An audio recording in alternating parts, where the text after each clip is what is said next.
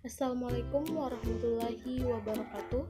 Perkenalkan, nama saya Hilma dengan NIM 1904010148, kelas X4F, Prodi Ekonomi Syariah, Fakultas Ekonomi dan Bisnis Islam. Pada kesempatan kali ini, saya akan membahas tentang perlindungan konsumen.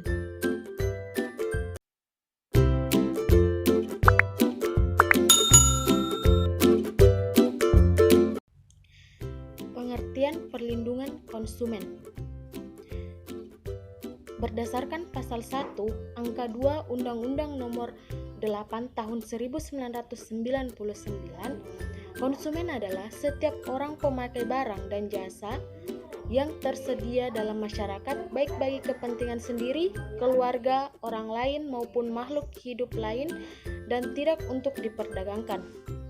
Pelaku usaha merupakan orang atau lembaga yang berbentuk badan hukum maupun bukan badan hukum yang didirikan dan berkedudukan atau melakukan kegiatan dalam wilayah hukum negara Republik Indonesia, baik sendiri maupun bersama-sama melalui perjanjian menyelenggarakan kegiatan usaha dalam berbagai bidang ekonomi. Selanjutnya, asas dan tujuan perlindungan konsumen. Perlindungan konsumen diselenggarakan sebagai usaha bersama berdasarkan 5 asas yang relevan dalam pembangunan nasional. Yang pertama, asas manfaat. Asas manfaat adalah segala upaya dalam menyelenggarakan perlindungan konsumen harus memberikan manfaat sebesar-besarnya bagi kepentingan konsumen dan pelaku usaha secara keseluruhan. Yang kedua, asas keadilan. Asas keadilan adalah memberikan kesempatan kepada konsumen dan pelaku usaha untuk memperoleh haknya dan melaksanakan kewajibannya secara adil. Yang ketiga, asas keseimbangan. Asas keseimbangan adalah memberikan keseimbangan antara kepentingan konsumen, pelaku usaha, dan pemerintah dalam arti materi maupun spiritual. Yang keempat, asas keamanan dan keselamatan konsumen adalah untuk memberikan jaminan atas keamanan dan keselamatan kepada konsumen dalam pembangunan, pemakaian, dan pemanfaatan barang dan jasa yang dikonsumsi atau digunakan. Yang kelima, asas kepastian hukum. Asas kepastian hukum adalah baik pelaku maupun konsumen menaati hukum dan memperoleh keadilan dalam penyelenggaraan perlindungan konsumen serta negara menjamin kepastian hukum. Selanjutnya, tujuan perlindungan konsumen. Untuk tujuan perlindungan konsumen meliputi 1. Meningkatkan kesadaran, kemampuan, dan kemandirian konsumen untuk melindungi diri. Yang kedua, mengangkat harkat dan martabat konsumen dengan cara menghindarkan dari akses negatif pemakaian barang dan atau jasa. Yang ketiga, meningkatkan pemberdayaan konsumen dalam memilih, menentukan, dan menuntut hak-haknya sebagai konsumen. Yang keempat, menetapkan sistem perlindungan konsumen yang mengandung unsur kepastian hukum dan keterbukaan informasi serta akses untuk mendapat informasi. Yang kelima, menumbuhkan kesadaran pelaku usaha mengenai pentingnya perlindungan konsumen sehingga tumbuh sikap yang jujur dan bertanggung jawab dalam berusaha. Yang keenam, meningkatkan kualitas barang dan atau jasa yang menjamin kelangsungan usaha produksi barang dan atau jasa, kesehatan, kenyamanan, keamanan, dan keselamatan konsumen. Selanjutnya, hak dan kewajiban konsumen. Berdasarkan pasal 4 dan 5 Undang-Undang Nomor 8 Tahun 1999, hak dan kewajiban konsumen antara lain. Untuk hak konsumen yaitu hak atas kenyamanan, keamanan, dan keselamatan dalam konsumsi barang dan jasa. Selanjutnya, hak untuk memilih barang dan atau jasa serta mendapatkan barang dan atau jasa sesuai dengan nilai tukar dan kondisi serta jaminan yang dijanjikan. Hak atas informasi yang benar, jelas, dan jujur mengenai kondisi dan jaminan barang dan atau jasa. Hak untuk didengar, pendapat dan keluhannya atas barang dan atau jasa yang digunakan, hak untuk mendapatkan advokasi perlindungan konsumen dan upaya penyelesaian sengketa perlindungan konsumen secara patut, hak untuk mendapatkan pembinaan dan pendidikan konsumen, hak untuk diperlakukan atau dilayani secara benar dan jujur serta tidak diskriminatif dan berdasarkan suku, agama, budaya, daerah, pendidikan, kaya dan miskin, dan status sosial lainnya. Hak untuk mendapatkan kompensasi, ganti rugi, dan atau penggantian apabila barang dan atau jasa yang diterima tidak sesuai dengan perjanjian atau tidak sebagaimana mestinya. Dan yang terakhir, hak-hak yang diatur dalam ketentuan peraturan perundang-undangan lainnya. Untuk kewajiban konsumen, yang pertama, membaca, mengikuti petunjuk informasi dan prosedur pemakaian atau pemanfaatan barang dan atau jasa demi keamanan dan keselamatan. Yang kedua, beritikat baik dalam melakukan transaksi pembelian barang dan atau jasa. Yang ketiga, membayar sesuai dengan nilai tukar yang disepakati. Dan yang keempat, mengikuti upaya penyelesaian hukum sengketa perlindungan konsumen secara patut. Selanjutnya, hak dan kewajiban pelaku usaha. Berdasarkan pasal 6 dan 7 Undang-Undang Nomor 8 Tahun 1999, hak dan kewajiban pelaku usaha adalah: untuk hak pelaku usaha, yang pertama, hak untuk menerima pembayaran yang sesuai dengan kesepakatan mengenai kondisi dan nilai tukar barang dan atau jasa yang diperdagangkan. Yang kedua, hak untuk mendapatkan perlindungan hukum dari tindakan konsumen yang tidak beritikat baik. Yang ketiga, hak untuk melakukan pembelaan diri sepatutnya di dalam penyelesaian hukum sengketa konsumen. Yang keempat, hak untuk rehabilitas nama baik apabila terbukti secara hukum bahwa kerugian konsumen tidak diakibatkan oleh barang dan atau jasa yang diperdagangkan. Yang kelima, hak-hak yang diatur dalam ketentuan peraturan perundang-undangan lainnya. Dan untuk kewajiban pelaku usaha, yang pertama, beritikat baik dalam melakukan kegiatan usahanya. Yang kedua, melakukan informasi yang benar, jelas dan jujur mengenai kondisi dan jaminan barang dan atau jasa serta memberi penjelasan penggunaan, perbaikan dan pemeliharaan. Yang ketiga, memerlukan atau melayani konsumen secara benar dan jujur serta tidak diskriminatif. Pelaku usaha dilarang membeda-bedakan konsumen dalam memberikan pelayanan. Pelaku usaha dilarang membeda-bedakan mutu pelayanan kepada konsumen. Yang keempat, menjamin mutu barang dan atau jasa yang diproduksi dan atau diperdagangkan berdasarkan ketentuan standar mutu barang dan atau jasa yang berlaku. Yang kelima, memberi kesempatan kepada konsumen untuk menguji dan atau mencoba barang dan atau jasa tertentu serta memberi jaminan atau garansi atas barang yang dibuat dan atau diperdagangkan. Yang keenam, memberi kompensasi ganti rugi dan atau penggantian atas kerugian akibat penggunaan, pemakaian dan pemanfaatan barang dan atau jasa yang diperdagangkan. Yang ketujuh, memberi kompensasi ganti rugi dan atau penggantian apabila barang dan atau jasa yang diterima atau dimanfaatkan tidak sesuai dengan perjanjian. Selanjutnya, perbuatan yang dilarang bagi pelaku usaha. Dalam pasal 8 sampai dengan pasal 17 Undang-Undang Nomor 8 Tahun 1999 mengatur perbuatan hukum yang dilarang bagi pelaku usaha.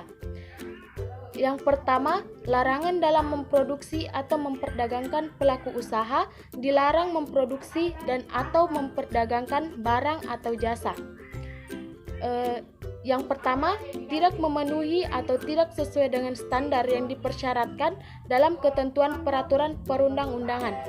Yang kedua, tidak sesuai dengan berat bersih, isi bersih atau neto dalam jumlah hitungan sebagaimana yang dinyatakan dalam label atau etiket barang tersebut.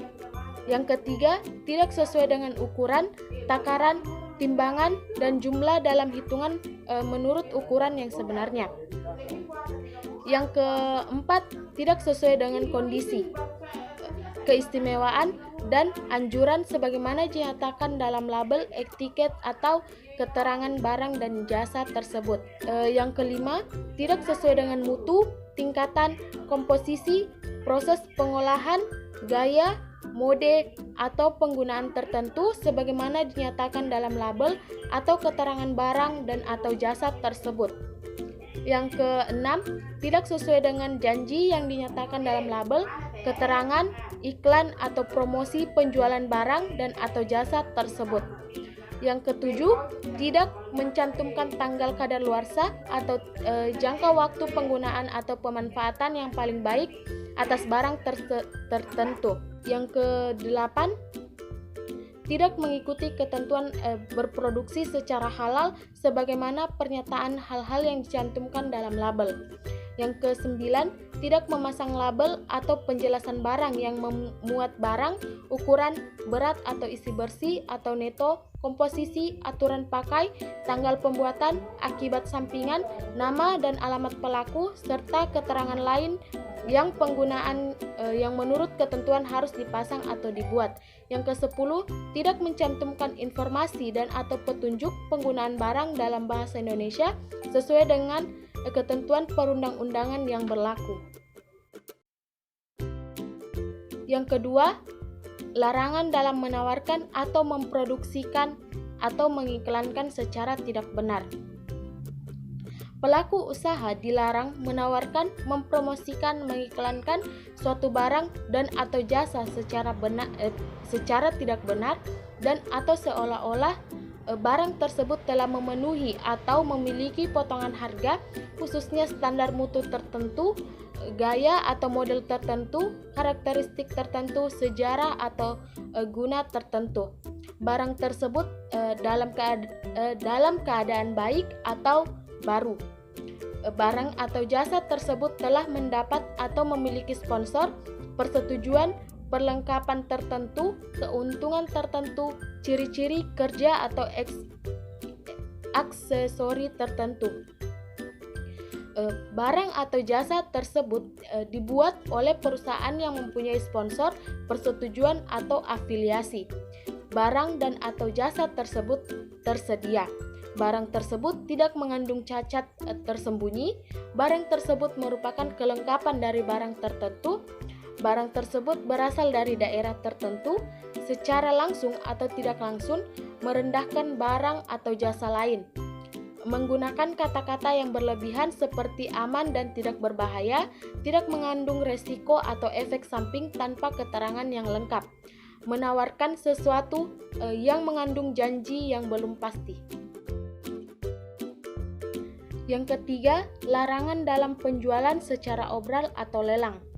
Pelaku usaha dalam penjualan yang dilakukan melalui cara obral atau lelang dilarang mengelabui atau menyesatkan konsumen, yaitu yang pertama, menyatakan barang dan atau jasa tersebut seolah-olah telah memenuhi standar mutu tertentu. Yang kedua, menyatakan barang atau jasa tersebut seolah-olah tidak mengandung cacat tersembunyi. Yang ketiga, tidak berniat untuk menjual barang yang ditawarkan melainkan dengan maksud menjual barang lain. Yang keempat, tidak menyediakan barang dalam jumlah tertentu dan atau jumlah cukup dengan maksud menjual barang lain. Yang kelima, tidak menyediakan jasa dalam kapasitas tertentu atau dalam jumlah cukup dengan maksud menjual jasa yang lain. Yang keenam, menaikkan harga dan atau tarif barang dan jasa sebelum melakukan obral. Perbuatan yang dilarang bagi pelaku usaha yang keempat yaitu larangan dalam periklanan. Pelaku usaha periklanan dilarang memproduksi iklan, misalnya yang pertama, mengelabui konsumen mengenai kualitas, kuantitas, bahan, kegunaan dan harga barang dan atau tarif jasa serta ketetapan waktu penerimaan barang jasa. Yang kedua, mengelabui jaminan atau garansi terhadap barang dan atau jasa. Yang ketiga, memuat informasi yang keliru salah atau tidak tepat mengenai barang dan atau jasa. Yang keempat, tidak memuat informasi mengenai risiko pemakaian barang dan atau jasa. Yang kelima, mengeksploitasi kejadian dan atau seseorang tanpa seizin yang berwenang atau persetujuan yang bersangkutan. Yang keenam, melanggar etika dan atau ketentuan peraturan perundang-undangan mengenai periklanan. Selanjutnya, klausa baku dalam perjanjian. Di dalam pasal 18 Undang-Undang Nomor 8 Tahun 1999, pelaku usaha dalam menawarkan barang dan atau jasa yang ditujukan untuk diperdagangkan dilarang membuat atau mencantumkan klausa baku pada setiap dokumen dan atau perjanjian. Selanjutnya, tanggung jawab pelaku usaha. Setiap pelaku usaha harus bertanggung jawab atas produk yang dihasilkan atau diperdagangkan. Di dalam Undang-Undang Nomor 8 Tahun 1999 diatur pasal 19 sampai dengan pasal 28. Dalam pasal 19 mengatur tanggung jawab kesalahan pelaku usaha terhadap produk yang dihasilkan atau diperdagangkan dengan memberi ganti kerugian atas kerusakan, pencemaran kerusakan, kerugian konsumen. Bentuk kerugian konsumen dengan ganti rugi berupa pengembalian uang, penggantian barang dan atau jasa yang sejenis atau setara nilainya, perawatan kesehatan dan atau pemberian satuan yang sesuai dengan ketentuan peraturan perundang-undangan yang berlaku. Sementara itu, pasal 20 dan 21 mengatur beban dan tanggung jawab pelaku usaha tanpa menutup kemungkinan bagi jaksa untuk melakukan pembuktian. Sedangkan pasal 22 menentukan bahwa pembuktian terhadap ada tidaknya unsur kesalahan dalam kasus pidana sebagaimana telah diatur dalam pasal 19. Dengan demikian, peradilan pidana kasus konsumen menganut sistem beban pembuktian terbalik jika pelaku usaha menolak dan atau tidak memberi tanggapan dan atau tidak memenuhi ganti rugi atas tuntutan konsumen, maka menurut pasal 23 dapat digugat melalui Badan Penyelesaian Sengketa Konsumen atau mengajukan ke Badan Peradilan di tempat kedudukan. Di dalam pasal 27 disebutkan hal-hal yang membebaskan pelaku usaha dari tanggung jawab atas kerugian yang diderita konsumen apabila yang pertama, barang tersebut terbukti seharusnya tidak diedarkan atau tidak dimaksud untuk diedarkan. Yang kedua, cacat barang timbul pada kemudian hari. Yang ketiga, cacat timbul akibat ditaatinya ketentuan mengenai kualifikasi barang. Yang keempat, kelalaian yang diakibatkan oleh konsumen. Yang kelima, lewat jangka waktu penentuan 4 tahun sejak barang dibeli atau lewat jangka waktu yang diperjanjikan. Selanjutnya, sanksi. Sanksi yang diberikan oleh Undang-Undang Nomor 8 Tahun 1999 yang tertulis dalam pasal 60 sampai dengan pasal 63 dapat berupa sanksi administrasi dan sanksi pidana pokok serta tambahan berupa perampasan barang tertentu, pengumuman keputusan hakim, pembayaran ganti rugi, perintah penghentian kegiatan tertentu yang menyebabkan timbulnya kerugian konsumen, kewajiban penarikan barang dari peredaran atau pencabutan izin usaha. Sekian materi dari saya, kurang dan lebihnya mohon dimaafkan. Wassalamualaikum warahmatullahi wabarakatuh.